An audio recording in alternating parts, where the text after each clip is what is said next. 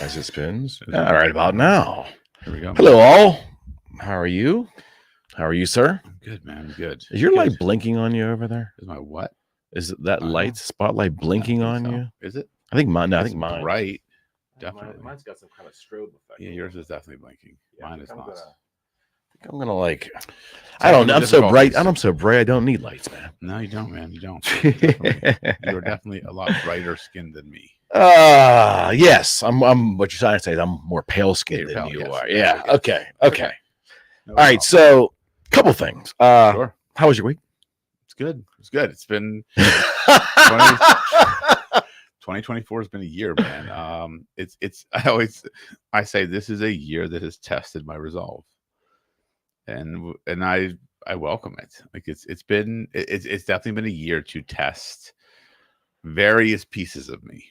Yes, like my capacity in many ways. So, but I welcome it. It's challenged. It's been good, man. It's just been it's running close to E, but I'm there. I'm here. Yeah. Well, I rarely ever see you like visibly somewhat worn out. Tonight was the first night I think in at least a year or two that I've seen you this. I'm not. I'm definitely. And he'll probably still go home tonight and run like 15 miles. And I just work out tonight.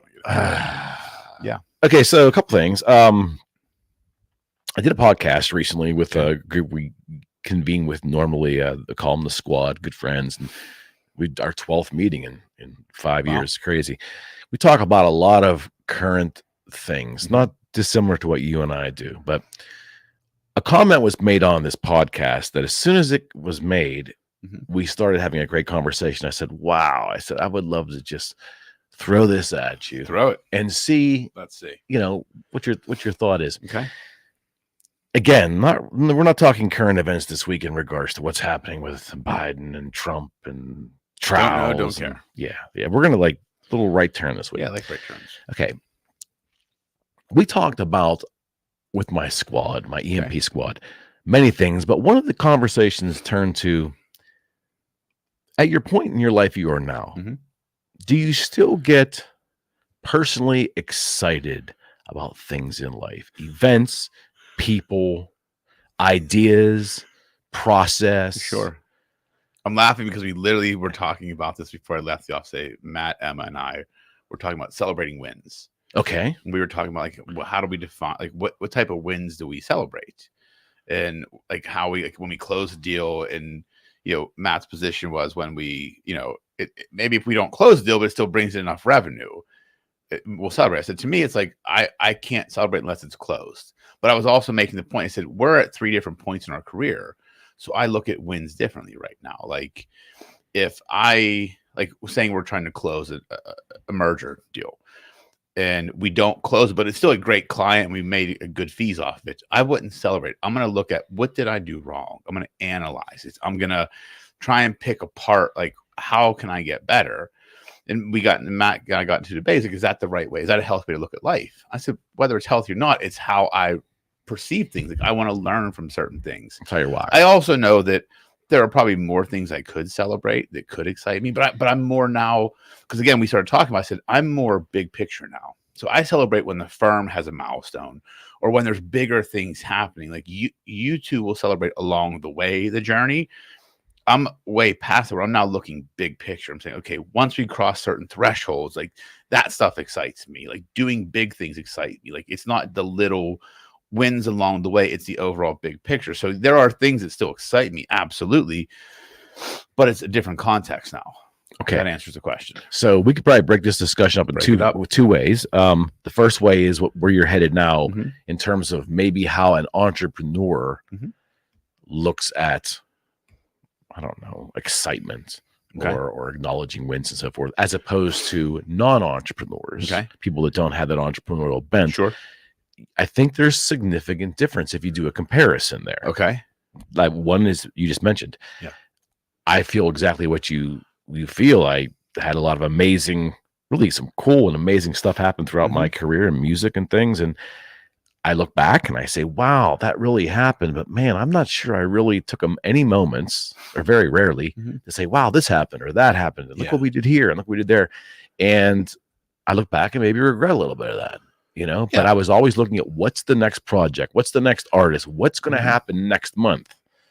And I think that's that might have to do with the entrepreneurial It brain, is. right? Yeah, I think it's a dilemma, right? Because I look at it from a perspective.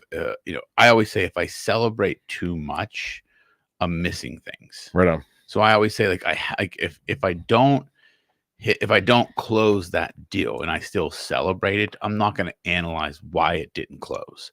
If I'm still looking at something as a win when in my mind it's not a win, Okay. I'm not going to learn from it. So that's kind of how I look at things. So and to your point, like, I'm always moving the goalposts. Like, I will never arrive. Like, that's how I think. Like, it'll never be a point where I'm like, I've done enough. I've accomplished what I want to accomplish, because there's always more you can do. And it's just, that's why you got to enjoy the journey and really embrace the journey.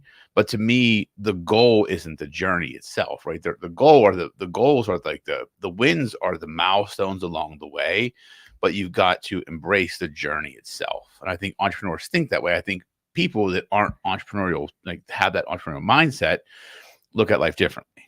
I think it's like, oh, I'm going to celebrate a Friday, or like, you know what I mean? But there's different ways they look at life. Like or a vacation. Yeah. Like they look at things like, yes, I love vacations, but vacations to me have a purpose. Yes.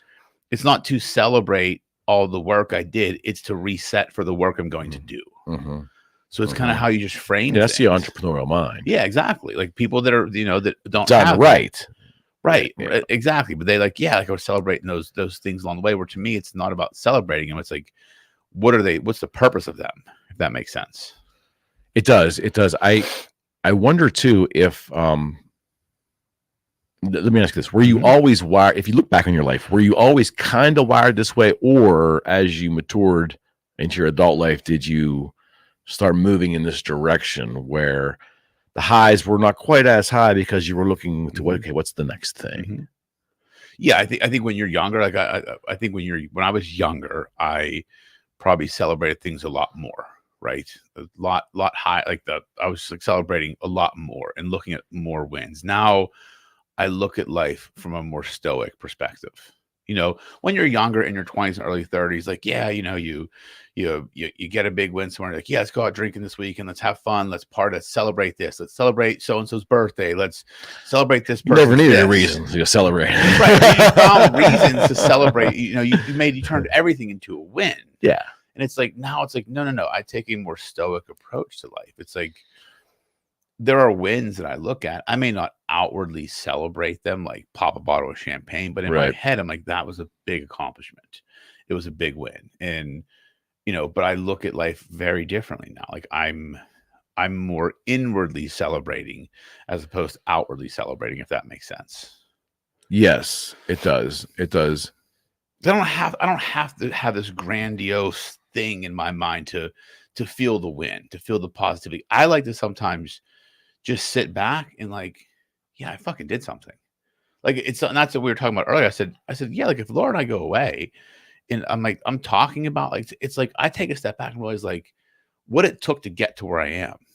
I don't go out and have this huge like party or pop bottles in the office, but there is a celebration. It's just done differently now. Sure. And that's how I look at it. I think it's too easy sometimes for people just to say, oh, it's about the journey, which I think is entirely true. But the next question from me would be, okay, if it's about the journey, tell me what you do intentionally to take those little moments, make them rewarding, recognize them, feel good about them, and then turn and move forward. That's the next question. But no one ever talks about that, because all you see is memes. It isn't the destination, it's the journey. Well, we all know that. Yeah. How do you make that a reality, though? That's the next question. Well, so I think so take that statement, right? Happiness is the journey, not the destination, right? That's kind of they're saying you're not just going to arrive and be happy. You have to be happy. I think the purpose of that quote, right, is to be happy along the way, right? To understand that life is fluid. There are emotional ups and downs along the way, and just embracing it, understanding it, and living in the moment. I think that's how you get to that next level, right? Just being okay to live in the moment and understand that it's part of the process. In the goals or the milestones are just checkpoints along the way to show you're going in the right direction. Like, I know that there's a journey to entrepreneurship. There's a journey to building the firm. And I know there are checkpoints I will have along the way to make sure I'm doing the right things. I'm on the right path. If things happen that kind of don't feel right, I've got to recheck the journey. I say, is this the right path? Do I have to adjust course? Like, that's how I look at the journey and destinations along the way. Okay. So talk to me about how in your professional life Okay. that you have matured and moved in that direction. Or was it like that the moment you thought you were going to start your own firm? No, I mean, when I started the firm, I had no idea what I was doing. Like, I was just like, holy shit, like, I don't know what I'm doing. And I think what has happened over time, I've gotten very comfortable living in uncomfort. Like, that's really what, because truly the journey, if you look at the journey of life, if you're trying to do anything significant, right? Not just live a normal existence, not saying that's bad, but if you're trying to do something significant, Like extraordinary, it's uncomfortable every single day. There's not one time I can look back in my career and say, I've been comfortable. Like, so I've just gotten to the point where I've embraced it now and welcome it and actually enjoy living in the uncomfort, because that is something that if I'm living in a state of being uncomfortable, I am now thinking differently. I'm perceiving information differently. I'm looking at the world differently. And I think that helps me grow faster. And I think that's how my professional life has changed over time. When I was younger, like, I didn't know how to embrace the uncomfort yet. Like, when I went into corporate America, I was a 27-year-old executive. I'm like, I'm not qualified for this position at all. I don't know what the fuck I'm doing. Like, literally had no idea. I was super uncomfortable. Like, I felt like I was living a lie. Like, I was the imposter syndrome, and I had to get used to it. But it took me years to get used to it. And then as I grew and matured and started understanding how wisdom worked and how the world worked, I started looking at, okay, well, it's always going to be uncomfortable. Just embrace it, dude, and channel it differently and use it to learn and grow at a more rapid pace. So if I'm hearing this correctly, almost through stoicism, it's easier under those guys or that guys to look at events that happen to you, whether they're good or bad, as events, as just markers along the way, and not get too emotionally invested in those. Yeah, I think I temper each feeling. Yeah, I think I've really embraced stoicism without even realizing it, right? Because I mean, I just started getting into stoicism a few years ago, but I didn't know that. Well, I mean, like, really reading the text of it, right? But I think I've always been. And Marcus Aurelius is the one. Meditation is the first one. Then you kind of, there's plenty of other books about it, but it's only been a few years, maybe 5 years. I didn't know that. Okay, but prior to that, I think I was alwawas that way. Like, I would temper my emotions. Like, and it's funny because, again, we had this conversation last week where in the office, Matt was joking. He's like, "You're heartless." I'm like, and he meant it as I lead with logic, like I don't show emotion all the time, and I think he's partially correct, because I feel emotion and I'm emotional to people. I'm empathetic. I'm caring. I'm compassionate, but I can pull emotion out of decisions. Sure, I can look at, and that to me is stoicism, right? It's like an event. It just happened. It's an event. It's not saying anything. It's not telling me how that I did something wrong, or it's not telling me to feel a certain way. It is just an event that happened, and how do I respond to it? And when I take it from that perspective, I use logic. Because I think if you use emotion to inform decisions, you can end up making a lot of bad decisions. Is that the basis of emotional intelligence? Well, right, but I think if I lead with logic and emotion informs the decision, it's different. Certainly. Now, I think that's where people get caught up. Like, they say, "Oh, you don't have to show emotion." Like, no, I show emotion, but I'm coming at it from a logical perspective, because it is just an event that I'm responding to. Do you feel, okay, to feed on that, do you feel that, or do you use happiness or exuberance at times as a personal reward? No, I don't use it as a reward. I think I'm just genuinely happy. Like, I don't look at, I'm going to reward myself with being happy. Okay. If that's what you're asking. Like, no, like, I just live in a state of content. Like, I'm very happy with where I am. Like, I love my life. I love the people I get to work with every day. I love the people I surround myself. Like, I have a great life. And yes, it can be overwhelming at times, but I don't use happiness as a reward. Like, I am just happy, right? That's how I look at it. Like, that, no, I would never do that. I would never use happiness as a reward, because the goal is to be in a state of happiness. Do you suspect that there are people out there doing that today. Yeah, it's like, I'll be happy when. I'll be happy when I make this amount of money. I'll be happy when I have the relationship. I'll be happy when I buy the house. Like, just be happy. Mm-hmm. Like, happiness is a choice in my mind. Like, it really is. When you boil Agreed. it down to emotion, Agreed. it is a choice. Like, you can wake up tomorrow morning and decide, I'm going to be in a shitty mood or I'm going to be happy. And it's your choice. And then that informs how you respond to events. Mm-hmm. If I wake up and say, I'm just going to have a good day, no matter what, I'm good. Events have a less impact. Yeah. You by doing that too, you take, by giving yourself that responsibility for how your day goes. Yeah. You're taking the outside, effects or anything to do with the outside. You're disempowering those external forces. Exactly right. Yes. And it's a little tough thing to get out, and it takes a long time to figure that out. I think sometimes age can help that a little bit too. It does. But yeah, in the end, when you ultimately take responsibility for the way you feel, or you decide to feel, or you choose to feel, then the world looks different. 100%. I mean, so different. Like, truly it does. And it is always just a choice. Because again, like, emotions are responses to things, right? And it's how you perceive that, right? If I stub my toe on a kid's toy in my house, I can get pissed that I stubbed my toe, or look at, like, I have kids in my house that love me unconditionally. That's a blessing. And I just happen to stub my toe on one of their toys. I get to stub my toe. Exactly. On their toys. Exactly. And that's kind of the I have to versus I get to.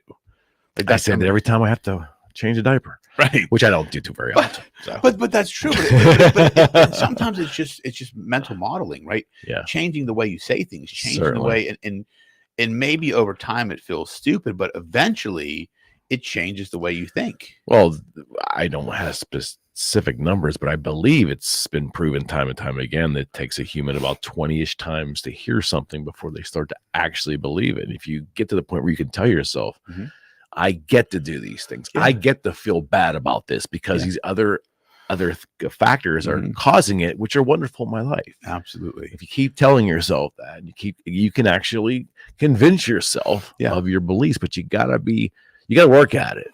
Yeah, you do. And the other thing that I've learned to tell myself over time, which has helped me tremendously, when I'm having those moments of overwhelm, I ask myself, what's the alternative? Like, running a firm is overwhelming every single day. Like, there has not been one day where I'm just like, I'm good, like, not overwhelmed at all. Like, I got everything under control. Like, most days I feel like I'm juggling 10 balls, and if someone throws the 11th one, I'm going to drop them all. Like, I feel like that most days. No, he's juggling chainsaws. That's right, whatever it is. That's what he's doing. That's what I'm trying to manage all these things, people, emotions, clients, like family, like everything. And it's like, I have 10, I can control 10 very well. But the moment you give me number 11, I'm screwed. If you give me 11 to start with, I can juggle 11.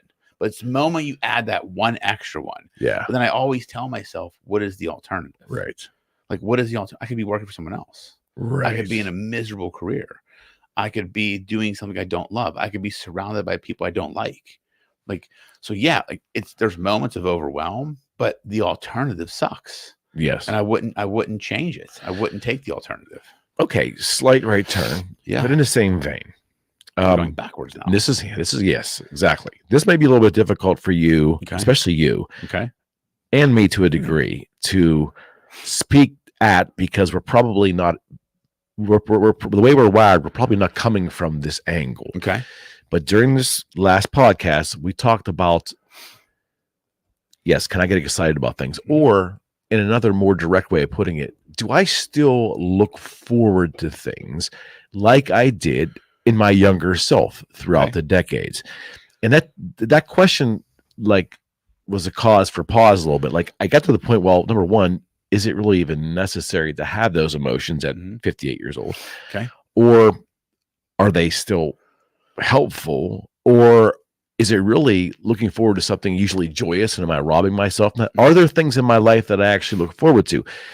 And then the next part of that question is, if a lot of people maybe are operating now not looking forward to things, is that because we're now living in a world where there's so much immediacy Mhm. of everything, like the physical and the non-physical. It's a great question. So to answer the latter question first, I think that is a big problem, right?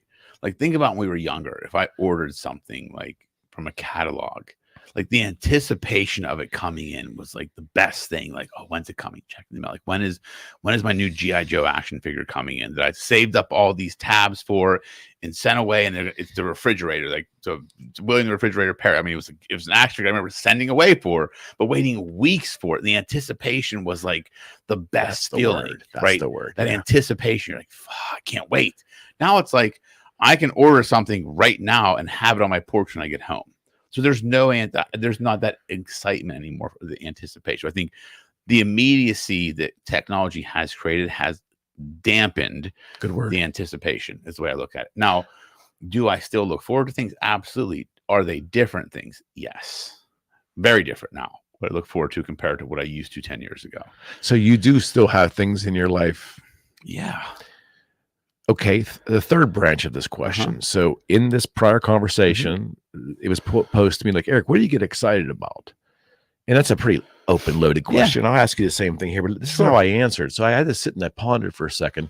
And I said, well, I can give you an example of where I actually thought about this recently. My wife bought some tickets to see this famous jazz guitarist I really like. And I know that's coming up. And she mentioned it a couple of times. And I've seen some advertisements for it and so forth. And I had to stop the other day and am I excited about it? I think I'm excited about it. What does being excited about anything really mean at 68? And I think maybe the answer is for me is that I still can get quote unquote excited or look forward to things or anticipate things. It's just the feeling is either tempered as I get older, or it just it's the importance of being excited as you get older might not be the same as it was when you were younger. The importance of you internally, like where I value my importance. I mean, I still know a lot of people that have to have something to look forward to all the time, or they're an emotional wreck. They're beautiful people in my life, but I look at that and go, I don't need that. I know people that kind of do. I think as you get older, at least how I look at my life, the excitement is more authentic now. Okay. Like when you're younger, like you look forward to everything. Like I'm gonna go out like to happy hour. Like, I can't wait. It's gonna be awesome to go to happy hour. Like it's like insignificant things would excite you.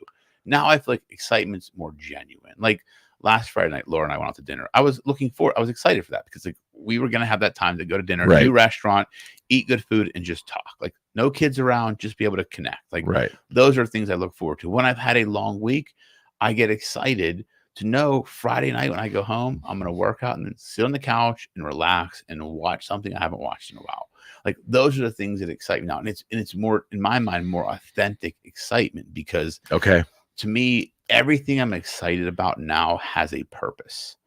I'm very intentional about it. Like, being younger, going to happy, there was really just to go out with buddies and drink. Like you get excited about it, but in the end, it wasn't intentional. It was just a thing to create excitement. Yes. Now it's like the things I do are intentional that happen to make me excited. Yeah, that's so logical. Yeah, well, I mean, it is, but it's true. Like, because when you think about when you're young, you're like, yeah, let's go out. We're gonna get pumped. Like, let's go. Like, we used to, like, my friends and I, we would like get excited just to go out, like on a guy's night out. I get like, it. But it's like now, like, we don't do that anymore because I don't think it gives us the same excitement. Yeah. So you find different things. So your answer is the beauty of looking forward to something or anticipation, everything. It's still there. It's just crafted differently. It's crafted completely differently. Yes. Yes. Yeah. Ordering something doesn't excite me anymore. Like getting a package in the mail doesn't excite me like it used to 10 years ago. Yeah. Right.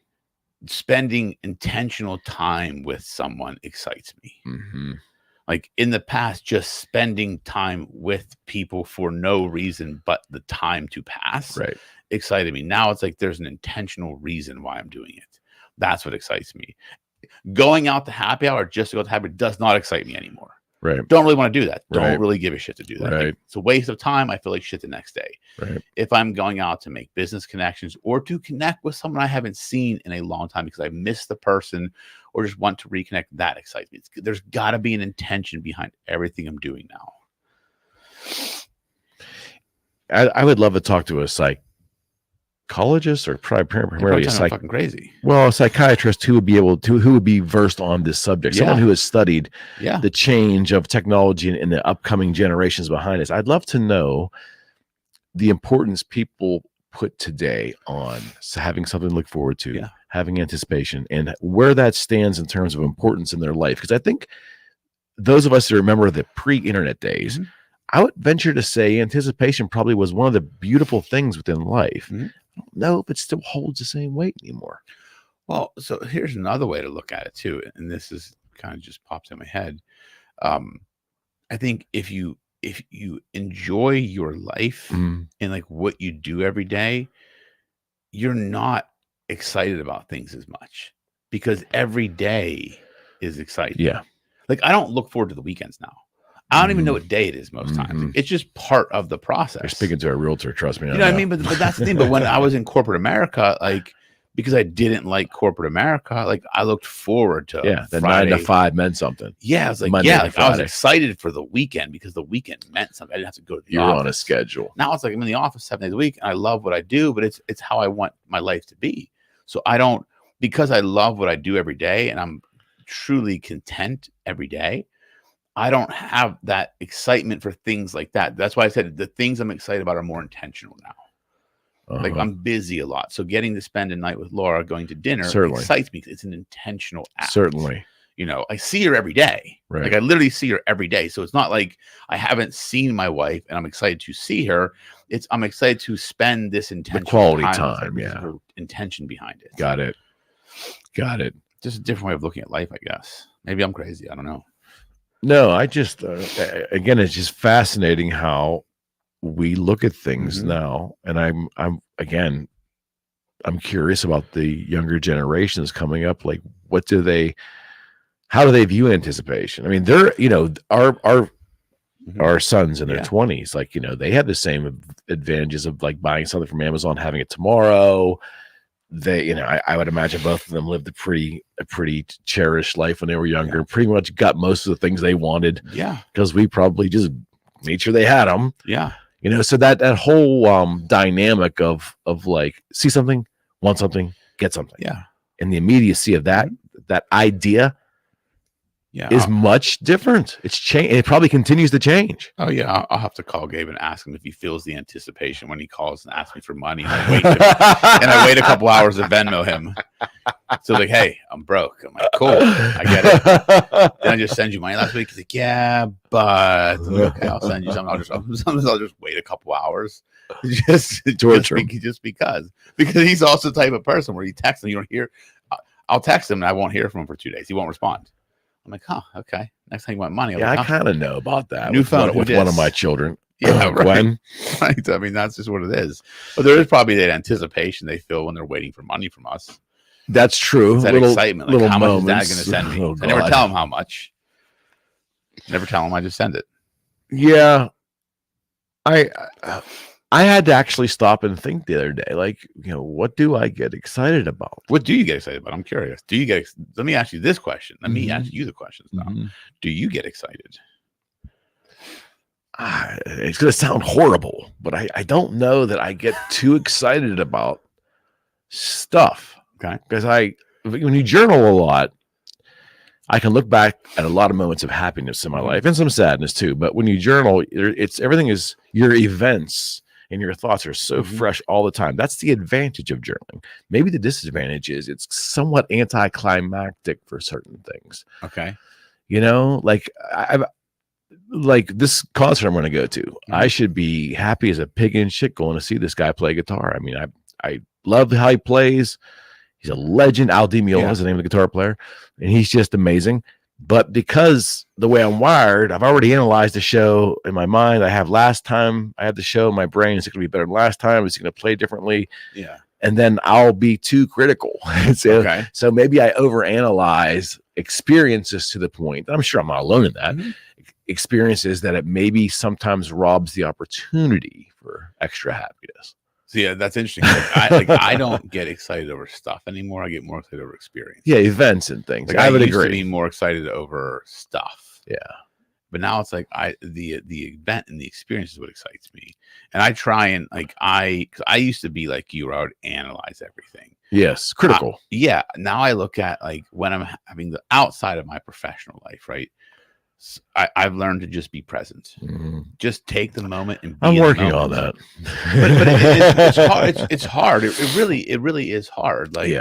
It's like I can remember even a couple years ago, when I'd go to the dance competitions, I never felt like my mind was fully there. Right. I always thinking of different things going on. I love watching my daughters dance, but it was there was always something else I felt going on in my brain, and until they were up on stage and I'd watch them. This last time, watching Ellie going to Ohio and watch her dance, I felt so present. I was just there because I was so excited for her.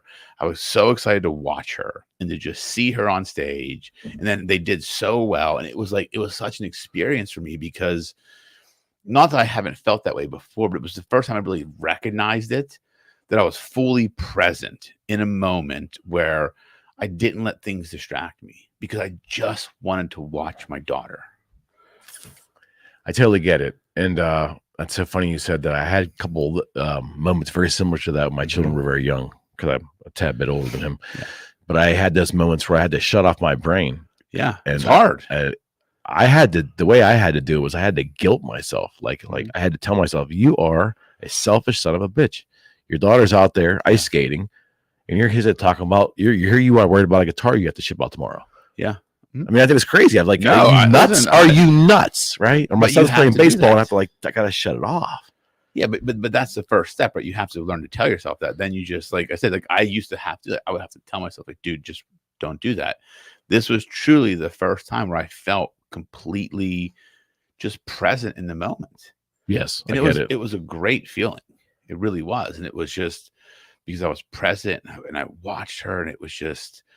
Just seeing her in that environment with this new dance school and dancing, and they did so well. It was this moment of, I understand what being present means. Right. It kind of just hit me. I get it. I get why it's so important, because all I could focus on was her and just what she was doing. That's a beautiful thing. It really was. Yeah.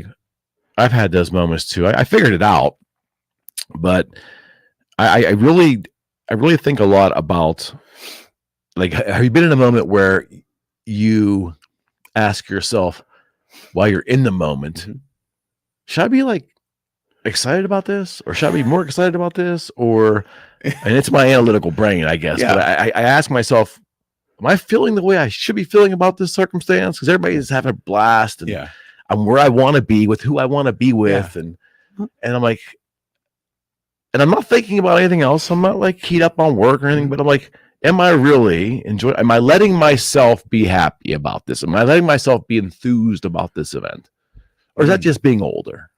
Well, I don't think it's being older. I think it's being, we're very, as entrepreneurs, in the way why we're very self-critical. Right. Yes, Sometimes we feel definitely. We almost have this guilt when we let ourselves just relax. Yes. And that's really where I think it stems from. Right. I think so. There are times where at night, it's 10 o'clock. I'm I shouldn't be watching this. Why am I laughing at this? I should be doing something. I should be more productive. Meanwhile, I've just put in 14 hours. But it's there's that level of guilt. And I take that guilt seriously, because I'm responsible for people. That's what I look at. So it's, oh yeah, your dynamic's much different than mine. Yeah, but we have to give ourselves grace. Yes. I'm learning that now, especially this year. I'm learning there are moments where I just need to give myself grace. I'm not perfect. I'm going to screw things up all the time. And I don't need to be on all the time. I need to be on when I'm on. That is a great phrase. Yeah. That is a great phrase. You're welcome. Use it.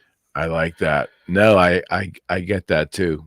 And one of the things I do really love is when I meet a new customer for the first time, or I had a new customer and they give me the affirmation that we're going to work together. That's a moment of joy. Absolutely. Yeah.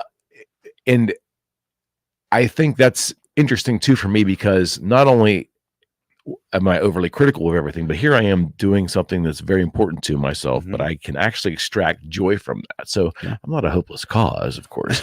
I just have to sit and wonder as we get older, maybe it's really important that we do concentrate on finding those moments of joy. We've talked about this so many times, Rocco. I look around this room, and one of the reasons I built it because I wanted to have the memories of that era fresh all the time for me. So I can remember and relive them. And I do have those moments like, wow, we did this and this and this, and I met these people and they were cool and that sucked. And I want to remember it all. Yeah. But when I look back, I say, wow, was I really enjoying it like I could have? Like, this guy is a 1 in a million shot. I got to work with this guy or this gal. I did it. And there's the proof. We did cool stuff, made some money. But did I really revel in it when I was there? No, you know what I mean? I get it. But I think I would challenge you to not try and find moments of joy. Just be joyful. Yes, that's good too. Because it really is like, yeah, you'll have ups and downs. But I think if you really approach life from a perspective of just being happy and content, then you don't have to seek happiness. Right. You'll feel the experience of heightened levels of emotion, right? Like heightened happiness, heightened joy. But to live in a constant state of being content is a great place to be, in my opinion. Then you don't have to find those moments. So another little right turn. So when you're interviewing people, let's say you're going to hire, this is all, just making this up. Yeah. Let's say tomorrow you were going to hire 5 more attorneys. Probably not too far from the truth of where he's headed, but say we're having five attorneys. And I know that part of it is you're hugely big on the culture of the organization first. Our core values, yes. Right. But you also, as part of those core values, are looking for someone with an entrepreneurial spirit, which makes the decision very more difficult because they're not pure entrepreneurs. Correct. Under the organization per se, but you need to have that experience so that they can reach their potential and grow within the organization. Correct. Okay. Yes, that is correct. So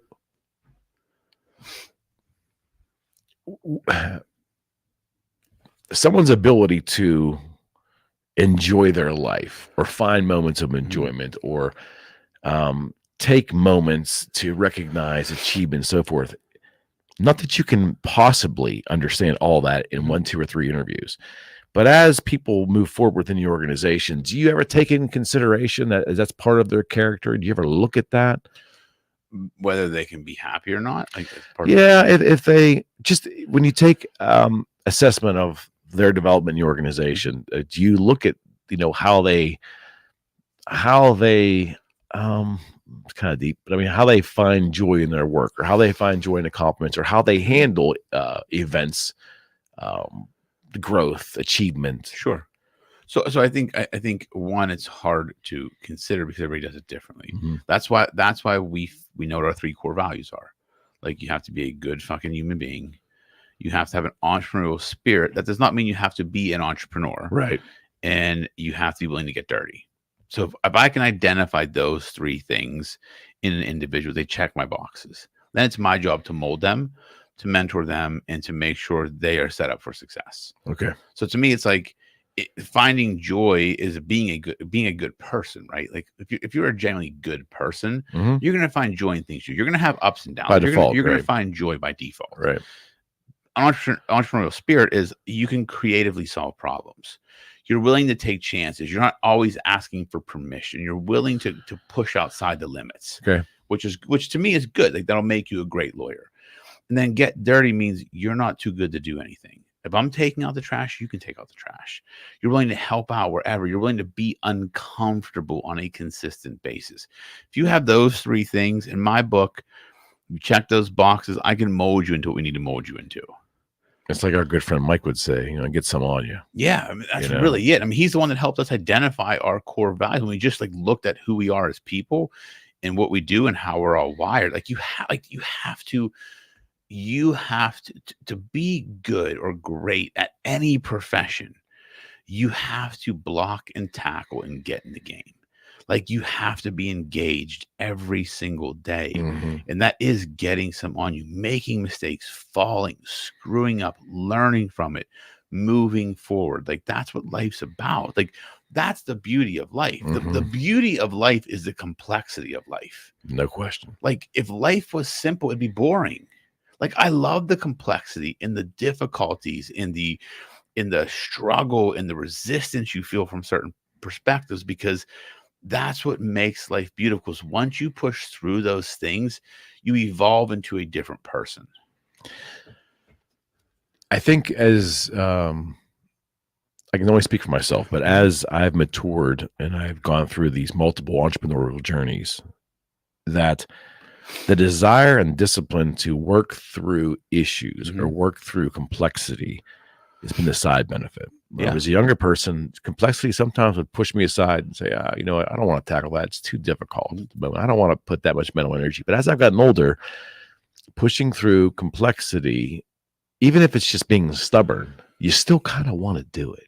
I'll give an example. It wasn't not business related, but for many years when I played guitar, if I ran across a passage or a series of chords that were the dexterity required to do them were just too complex and too kind of like painful. And I literally would try it a couple times and push through and go back to playing the stuff that was more comfortable. As I've gotten older, especially last year or so, I find myself being able to trying 4 or 5 times, can't finger it right, walk away for 5-10 minutes, but I'm right back. The desire to come back and defeat the complexity or to own the complexity has somehow changed as I got older. Oh yeah, absolutely. I think it does. You know, well, I think we look at complexity differently, right? I think when we're younger, you look at complexity as this huge problem, right? As a problem. It's a huge problem. Now, I look at it as okay. And there was an individual when I was in corporate America. He was a CFO. I worked for him for a few years, and he was from Israel, and he had a very different personality than mine. We would butt heads on certain things, but something he said always stuck with me. And it's a famous quote, but it's the first time I heard it. He would always say, and we were facing like this huge thing. He's like, "How do you eat an elephant? One bite at a time." Always. And like that always stuck with me. It was the stupidest saying. Yeah. But it's like whenever I'm faced with like a huge challenge, it's like, okay, I have to take the first bite. I can't do it all at once. I can't eat the whole thing. What's the next step? Like even solving problems, I always say, like, what is the next thing we have to do? So why does youth dictate to us oftentimes to go get it all done immediately? Like that idea, am I right? I mean, that idea of breaking it down, simplifying it, and taking one step at a time until it's completed seems to be a little easier the older we get. Yeah, because we understand patience. That's that's the reason. When you're young, we don't have patience. I didn't have patience for shit when I was young. It was like, if I can't do it right now, fuck this. That's why I never stuck with golf. To be honest with I never. No, you're just a wise man. That's all. Like, golf is such a patient sport. Sure. To be good at golf, you have to have the patience to practice over and over and over and over again. I didn't have the patience when I was younger. When I had the time, now I have more patience. I just don't have the time. So I think when you're younger, you have a hard time doing that, because to eat an elephant one bite at a time takes a lot of patience, which you don't have when you're young. No. Now it's like I have all the patience I need. I mean, I don't have all the time I have. I'm getting older, but I'm willing to take my time and be patient with certain things because I just see the world differently now. Yeah, a very famous guitar player that we worked with, I don't want to out him, told me one time in a casual conversation that he loves sports, and he watches sports, but unlike his friends, he never wanted to go with golf because it was a level of complexity that required a ton of patience. And his whole thing was, I don't have enough patience in me to learn to play guitar well enough to make money and learn golf. There's my capacity for patience as a human being. He recognized it. That's exactly some people can. There's some guitar players that play amazing golf. I get it, but he knew his limitations. Yeah, I mean, how much patience he was wired with, right? Absolutely. And I thought it was a very cool statement. Well, that's where I am now in life. Like, I know what we're trying to build and what the legacy I want to leave is. That eliminates a lot of things from my life, right? Like, I don't have the time and the energy to put into golf, to put into certain things that just take large hunks of time. Right. Because the majority of my time is meant toward building the practice and building out this legacy we're trying to create and spending time with my family. I don't have the time. I have the patience. I don't have the time. Right. When I was younger, I had the time. I didn't have the patience. Okay. You know what I mean? Okay. So I see what you're saying. So now the way you're wired now and the way you've retrained yourself, you probably have an abundance of patience. Yeah. You just don't have an abundance of time. That's exactly right. Like I have the patience to like literally sit out there and probably hit driving range ball after ball after ball. Right. I have the time. Got it. Don't Got have it. the When you're actual younger, you have an abundance of time. Yeah, but I was like, fuck this. If I can't hit a ball straight after 5 times, I'm like, fuck this. I'm going to snap this club in half. Isn't that such a true statement about growth?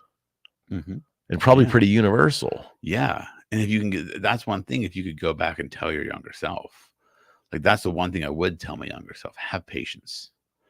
Like, don't rush everything. Because this is the time of your life where you have the time. Like, have more patience. Because I think I would have accomplished a lot more as a younger person if I had had more patience with certain things. Are you more comfortable with uncertainty as you grow than you were when you were younger? Oh yeah, absolutely, 100%. I mean, life is uncertain.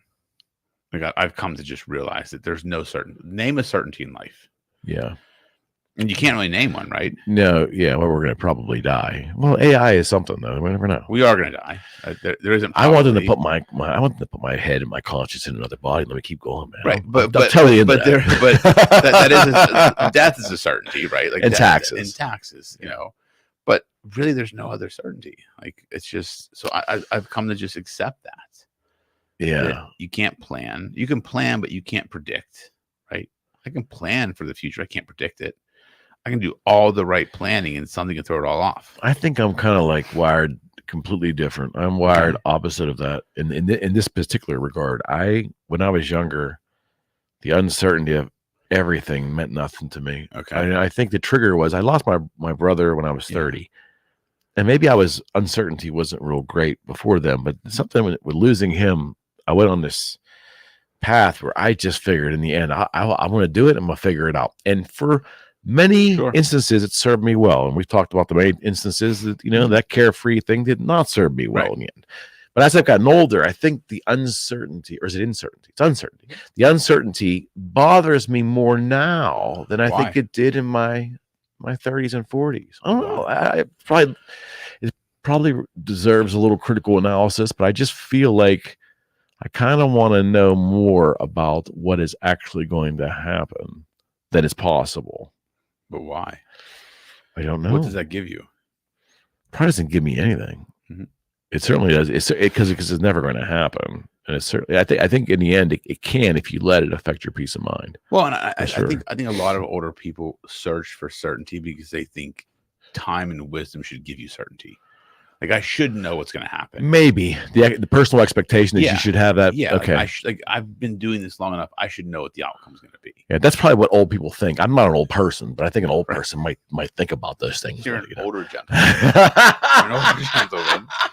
But I do think that's it. Maybe 10 years from now, like I will want more certainty in life. I just know the period of life that I'm in right now. Nothing is certain. The only thing is certain is the effort I'm going to put in every day. That's the only thing in my mind that I know that I have control over. I get it. The effort I put in, and I'm certain I'm going to do it. That's it. Everything else is a variable I can't control. I can just react to. Yeah, and I think we're all wired differently, but I think there's a good amount of humans right now that are not comfortable with that level of uncertainty in their brain. Yeah, even though that's the reality of it. But accepting it, I mean, it's hard. I mean, it's hard to be uncertain, right? I mean, think about it. Like people search for comfort and certainty. Like human nature is to seek comfort, and certainty brings comfort. Okay, so is it our craving for certainty that sends us to seek comfort, or is it vice versa? It's our craving for comfort that seeks to see certainty, in my mind. Okay, because certainty brings comfort, right? Like if I know what's going to happen, we believe it would. But think about it. If I know what the outcome of something is, I'm very comfortable with it. I'm comfortable in the situation, right? So we're always seeking to find certainty because certainty gives us comfort. If I know that, hey, I'm gonna go outside, I'm gonna get in my car has gas, I have enough gas to get home, I'm certain I'm comfortable now. Right.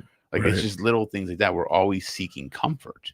So by seeking comfort, we're actually seeking certainty. Because that's really what comfort is, right? Because being uncomfortable is being uncertain about your skills, what you're doing, or the outcome that's possible. Like that's really what being uncomfortable is. So you don't think that we're better equipped when we're younger to live with uncertainty, but we need more certainty as we get older? Because you're just basically saying it's flipped then. So I think when we're younger, we're more equipped to deal with uncertainty because we have less risk.